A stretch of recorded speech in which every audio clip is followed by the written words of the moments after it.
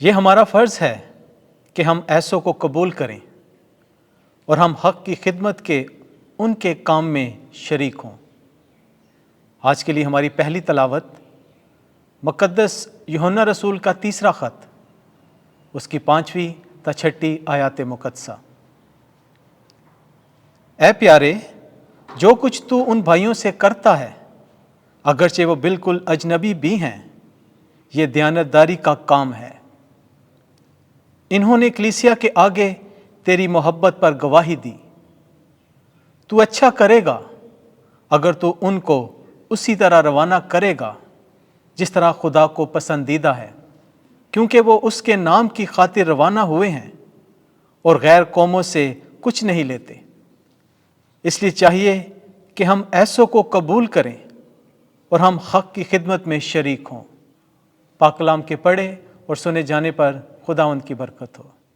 زبور 112، جماعتی جواب: ہیلیلویا، ہیلیلویا۔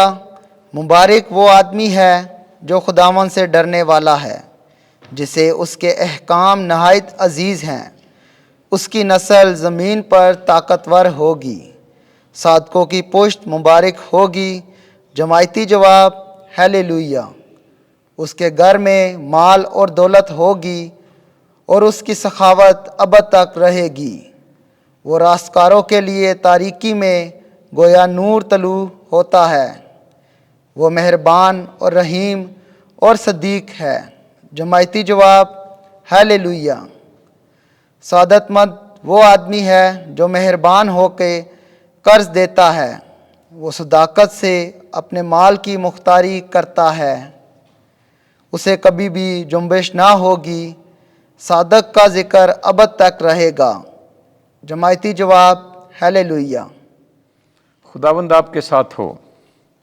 انجیل مقدس لوکا کے مطابق اے خداوند تیری تمجید ہو۔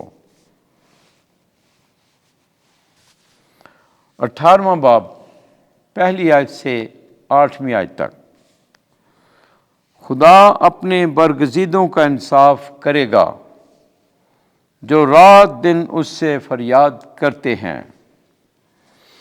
ایک دن یسوع نے اس غرض سے کہ ہر وقت دعا کرتے رہنا اور ہمت نہ ہارنا ضروری ہے، اپنے شاگردوں کو ایک تمثیل سنائی اور کہا کہ کسی شہر میں ایک قاضی تھا جو نہ خدا سے ڈرتا اور نہ آدمیوں کی کچھ پرواہ کرتا تھا۔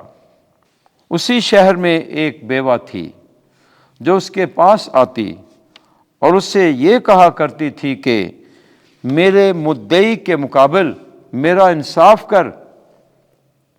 اس نے مدت تک نہ چاہا، لیکن پیچھے اپنے جی میں کہا کہ ہر چند میں نہ خدا سے ڈرتا اور نہ آدمی کی کچھ پرواہ کرتا ہوں، تو بھی اس لیے کہ یہ بیوہ مجھے ستاتی ہے میں اس کا انصاف کروں گا، ایسا نہ ہو کہ یہ بار بار آ کر مجھے دکھ کرے۔